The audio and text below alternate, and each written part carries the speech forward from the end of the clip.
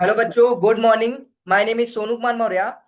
इसके पहले सेशन में थोड़ा से टेक्निकल इशू हो गया था, तो लास्ट में कुछ वॉइस वगैरह नहीं जा रही थी। चलो, तो हम लोग अब क्या कर रहे हैं भाई, फिर से अब वो टॉपिक पढ़ा दे रहे हैं जिसमें वॉइस नहीं आई थी। तो हमने अभी स्टार्ट किया था place of accrual of a salary के बारे में, बताया था कि section 9 sub section 1 second salary earn in India, मतलब आपको सैलरी इंडिया में अर्न हो रही है, deem to accrue arise in India even if paid outside India. मतलब कि भाई government India, Indian government outside India service provide करने की अगर सैलरी प्रोवाइड करती है, तो वो इनकम भी इंडिया की इनकम मानी जाएगी और इंडिया में टैक्सेबल हो जाएगी, जो कि हमने रेजिडेंशियल स्टेटस में अच्छे से आपको ये टॉपिक समझाया है। ठीक है ना? तो चलो अब इसमें देख लो, if an employee is paid pension abroad, मतलब कि उसे पेंशन वगैरह एब्रॉड में पेड किया जा रहा है इन respect of service render in India, मतलब कि वो इंडिया में सर्विस रेंडर कर रहा है और फॉरेन में है तो फॉरेन में ही उसे क्या मिलेगा, पेंशन वगैरह। The same will be deem to accrue rise in India माना जाएगा, उसे क्या माना जाएगा, deem to accrue rise in India. मतलब deem to accrue rise in India मान लिया जाता है तो वो टैक्सेबल हो जाएगा, चाहे रेजिडेंट हो चाहे नॉन रेजिडेंट हो, सबको टैक्सेबल होगा। Leave salary paid abroad in respect of leave earn in India is deem to accrue rise in India, leave salary वगैरह हुआ। अब आपका सेक्शन 9(1) थर्ड है, provide that salary payable by the government to citizen of India for service outside India, मतलब कि government, हमारी Indian government Indian citizen को outside India भाई सर्विस प्रोवाइड करने के बदले क्या देगी, सैलरी प्रोवाइड करेगी, अलाउंस प्रोवाइड करेगा, परक्यूजिट प्रोवाइड करेगा, ये सारा सब कुछ मिलेगा। भाई अब इसको समझो अच्छे से। भाई जो इंडिया की एम्बेसी वगैरह होती हैं, ठीक है ना, ये देखो आपका दे रखा है पॉइंट 1 में, remuneration receive bye official embassy etc foreign state में। अब देखो ध्यान से समझो, हमारा ये इंडिया है मान लो, ठीक है ना, इंडिया के अंदर भाई फॉरेन की एम्बेसी है सारी की सारी, ठीक है ना, बहुत सारी, हर कंट्री की एम्बेसी इंडिया में पाई जाएगी, ठीक है ना।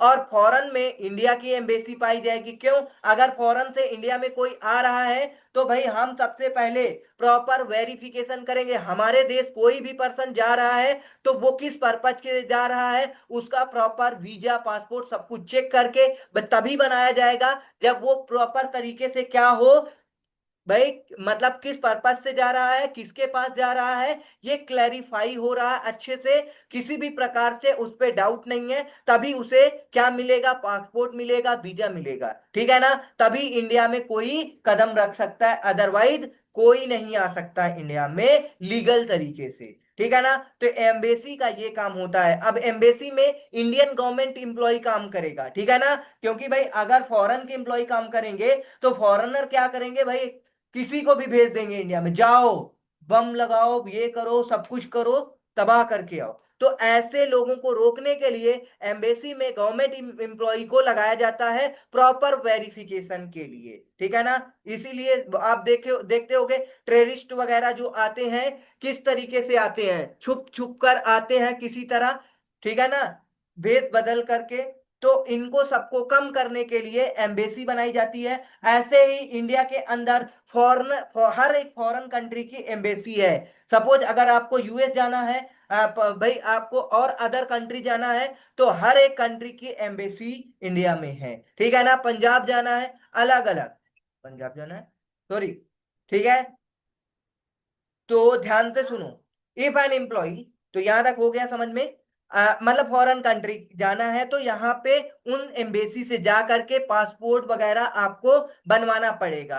However by virtue of section 10(7) any allowance perquisite paid or allowed outside India by the government to citizen of India, citizen of India.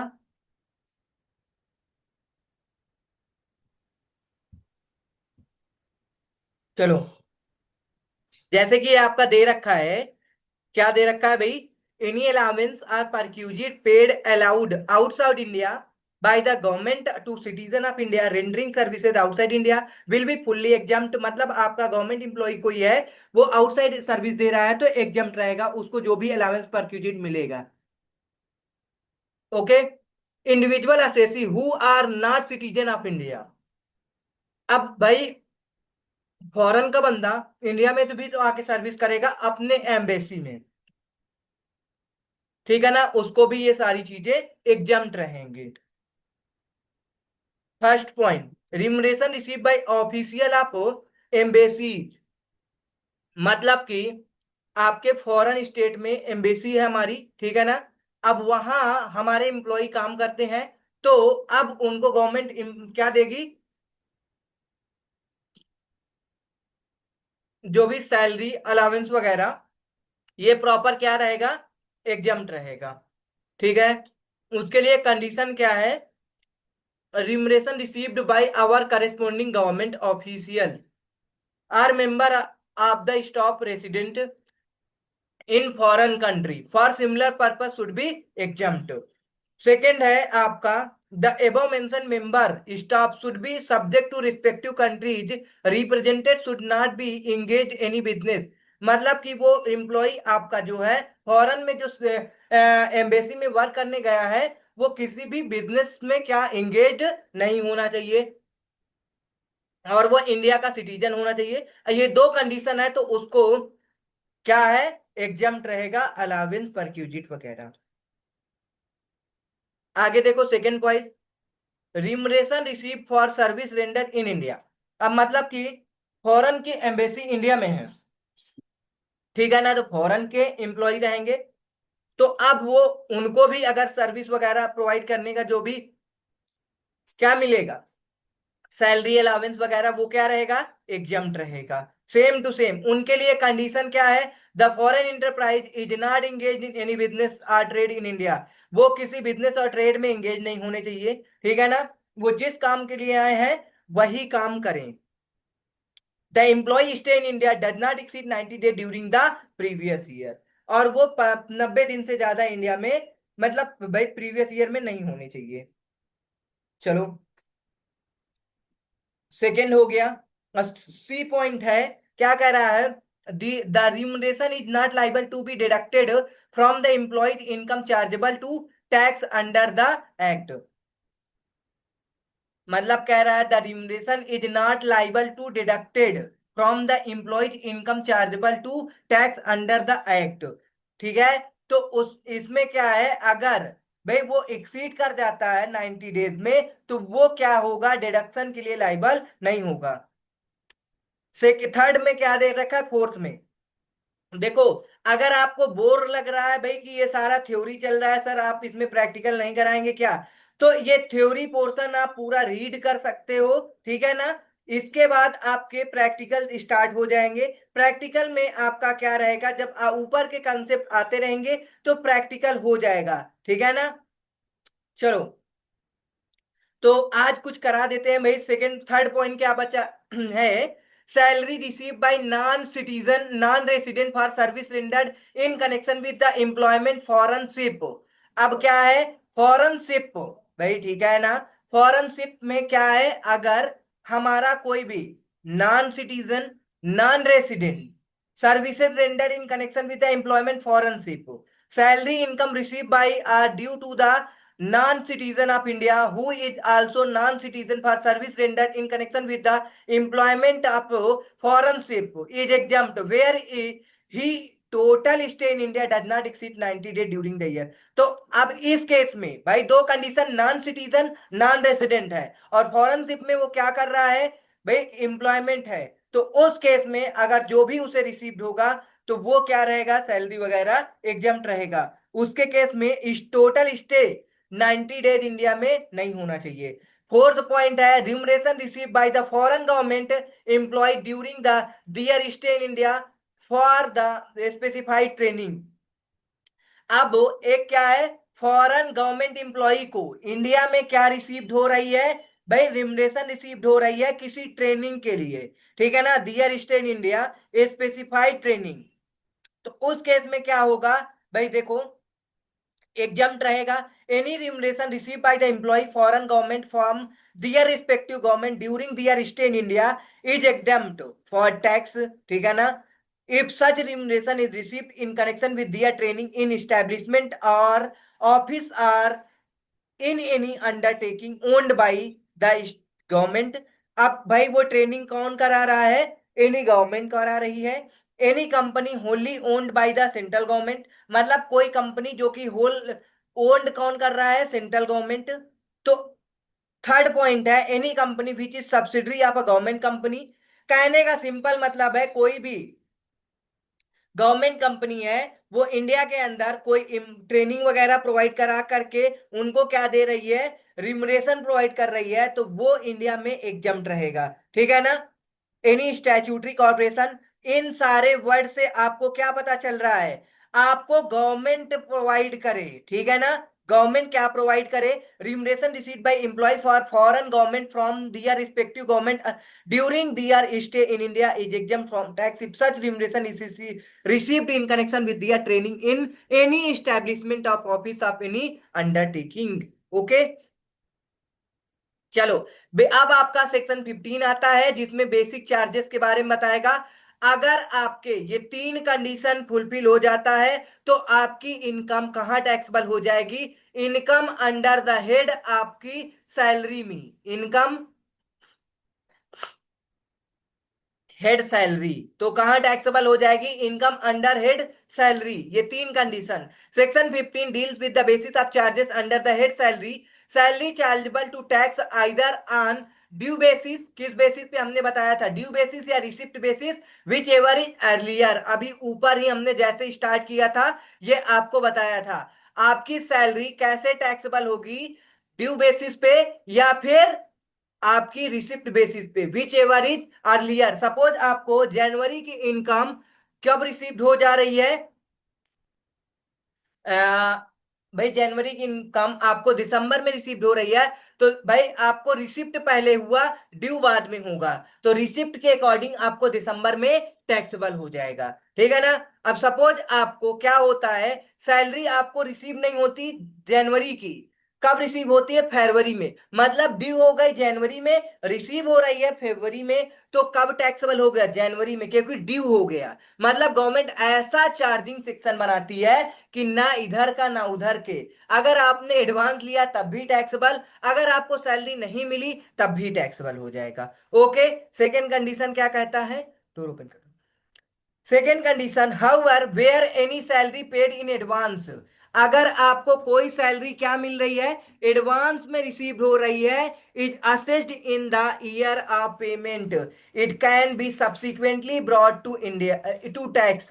मतलब कि आपको एडवांस सैलरी पे की जा रही है तो वो क्या होगा, इन the year of payment taxable हो जाएगी, सब्सिक्वेंट मंथ में टैक्सेबल नहीं होगी। ठीक है ना। उस सब्सिक्वेंट ईयर बोले भाई ईयरली बेसिस पे अगर आपका टैक्सेबल होता है तो ईयर बेसिस पे, मान लो कि भाई एक कोई साल है, इस साल में आपको सैलरी भाई इसके पहले वाले साल में मिल गई, मान लो आपका 2025 चल रहा है, 2025 की सैलरी आपने 2024 में ले लिया, तो अब 2024 में आपको टैक्सेबल हो जाएगा, अब इस साल आपका 25 में टैक्सेबल नहीं होगा। ठीक है ना, समझ में आया। तो बट यही कहना है कि जो आपकी एडवांस सैलरी होती है जब आपको पेमेंट रिसीव होता है उसी साल टैक्सेबल हो जाता है, सब्सिक्वेंट ईयर जब आपका ड्यू होगा तब टैक्सेबल नहीं होगा।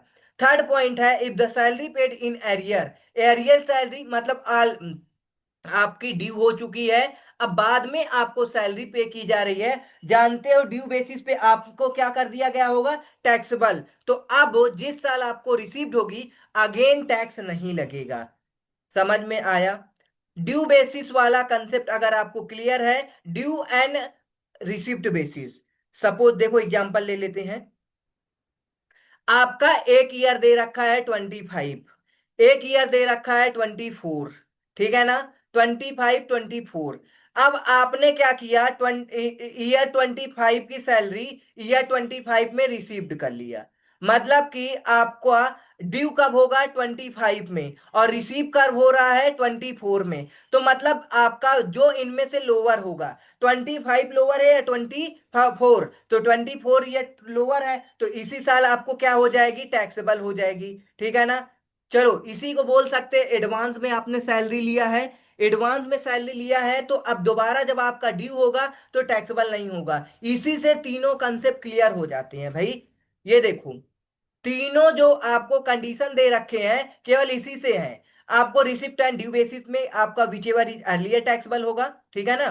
अर्लियर। फिर कह रहा है अगर आपने एडवांस ले लिया सैलरी तो सब्सिक्वेंट ईयर में जब आपको ड्यू होगा तो उस साल टैक्सेबल नहीं होगा।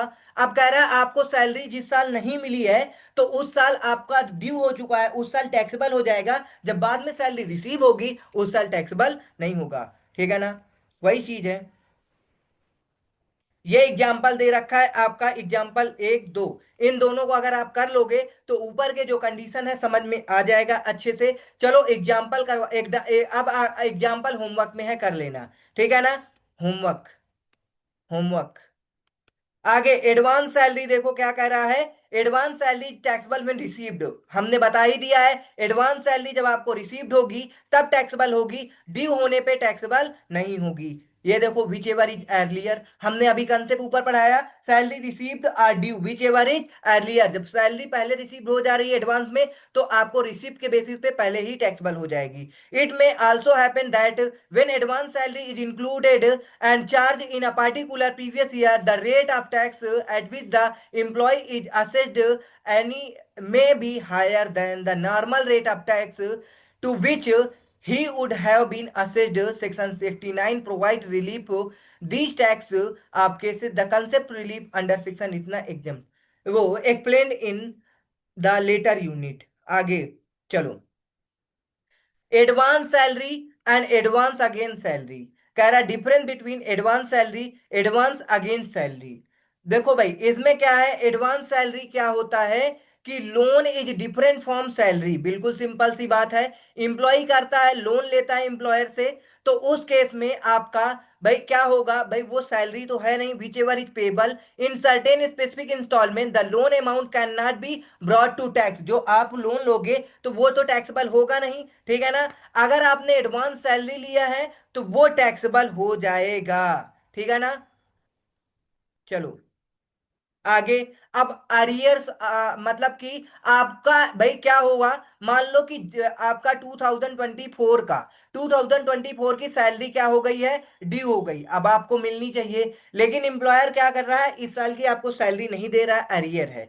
कब देगा, 2025 में देगा। ठीक है ना, अब आपको रिसिप्ट हो रही है, मतलब आपको हमने बताया अर्लियर के हिसाब से कब आपको टैक्स देना पड़ गया होगा गवर्नमेंट को, 24 में, तो जब आपको रिसिप्ट होगा तब आपको नहीं देना पड़ेगा। बार बार वही वही चीज को देखो, बार बार कई तरीके से हमने समझा दिया, वही है सब कुछ। ठीक है ना, चलो एक बार पढ़ लो फिर उसके बाद ये एग्जाम्पल कर लेना, आपका सेक्शन 15 कंप्लीट हो जाएगा। Normally speaking salary arrear must be charge on due basis, क्योंकि ड्यू बेसिस पे पहले ही टैक्सेबल हो चुका होगा। कह रहा there are circumstances when it में not possible to bring the same charge on the due basis, जिस हिसाब से अगर ड्यू बेसिस पे नहीं टैक्सेबल होगा। चलो एग्जाम्पल 1 2 ये दोनों होमवर्क में कर लेना।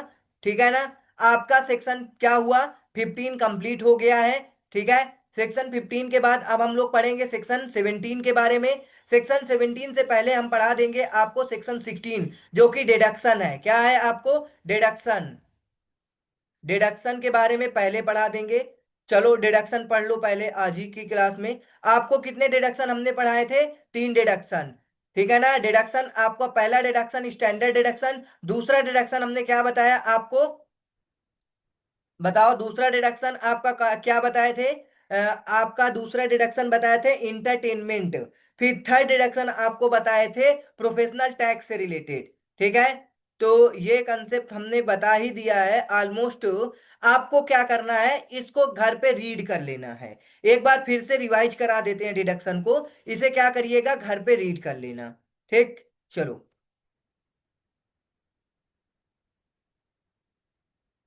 टॉपिक कहीं नीचे दे रखा है आगे पीछे, चलो यहां तक हो गया। ध्यान से सुनो, आपका क्या होता है, डिडक्शन 3 होता है हमने बताया है। स्टैंडर्ड डिडक्शन आपका, चाहे आप न्यू रिजीम ओल्ड करो चाहे ओल्ड रिजीम ओल्ड करो, दोनों के केस में क्या होगा, मिलेगा आपको, इसमें भी इसमें भी। न्यू में आपको 75,000 का डिडक्शन मिलेगा, ओल्ड में आपको 50,000 का डिडक्शन मिलेगा। अब बात आती है आपको सेकेंड पॉइंट, सेकेंड आपका इंटरटेनमेंट डिडक्शन होता है। इंटरटेनमेंट डिडक्शन आपको दोनों के केस में मिलेगा, फर्स्ट चाहे न्यू के केस में ओल्ड के केस में, मतलब न्यू रिजीम में भी मिलेगा ओल्ड रिजीम में भी मिलेगा। ठीक है। बट एक कंडीशन है, गवर्नमेंट एम्प्लॉय है तो मिलेगा, ठीक है ना। आप गवर्नमेंट एम्प्लॉय हो तो आपको डिडक्शन मिल जाएगा, अगर गवर्नमेंट एम्प्लॉय नहीं हो तो आपको डिडक्शन नहीं मिलेगा, ठीक है। थर्ड पॉइंट आपको हमने क्या बताया, डिडक्शन आपका प्रोफेशनल टैक्स डिडक्शन है। प्रोफेशनल टैक्स डिडक्शन आपको भाई न्यू रिजीम में एंड ओल्ड रिजीम में, ओल्ड रिजीम में आपको मिलेगा, न्यू रिजीम में नहीं मिलेगा, ठीक है। चलो, तो ये आपके डिडक्शन थे, सेक्शन 15 हो गया, समझ में आ गया होगा। मिलते हैं नेक्स्ट सेशन में। ओके, आपको क्या करना है, अच्छे से इसे कंप्लीट करना है, और आपको ये प्रॉपर रीडिंग करके आओ भाई, ठीक है ना। थ्योरी वाला पोर्शन आप रीड करके आ जाना, ठीक है। उसके आगे हम समझाएंगे आपको भाई प्रैक्टिकल चीजें। चलो, मिलते हैं नेक्स्ट सेशन में। Thanks for watching. सेशन को लाइक कर दो भाई, सब्सक्राइब कर दो।